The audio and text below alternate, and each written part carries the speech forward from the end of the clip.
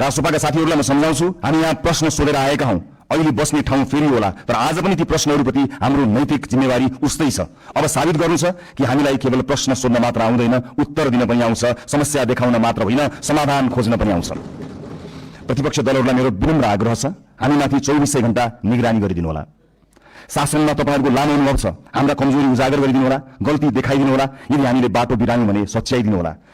यदि हामी जनताबाट टाढा हुन खोज्यौं भने हामीलाई जनताको आवाज सम्झाइदिनु होला। हामीबाट अहंकार नबढोस्, हामीमा कुनै अहंकार नछाओस्, हाम्रा निर्णयहरू एकतर्फ नहुन्। लोकतन्त्रमा सत्ता पक्ष र प्रतिपक्ष प्रतिस्पर्धी मात्र होइनन्, एकअर्काका पूरक पनि हुन्। एकले काम गर्छ, अर्कोले निगरानी गर्छ, एकले योजना बनाउँछ, अर्कोले परख गर्छ।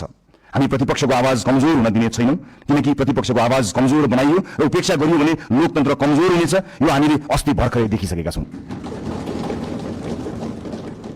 यो संसद बहसको थलो हुनेछ, प्रतिशोधको होइन।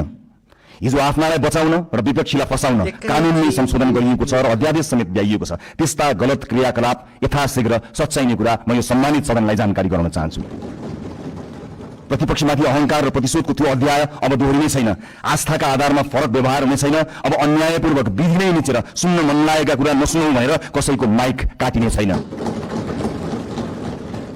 संसदीय समितिहरूमा संख्याकै बलमा प्रतिशोध र अत्याचार हुने छैन, तर सुशासनको वेग भने रोकिने छैन। न्याय पाउने पहिलो हक शहीदकी आमाको हो, त्यसलाई प्रतिशोध भन्न पाइने छैन।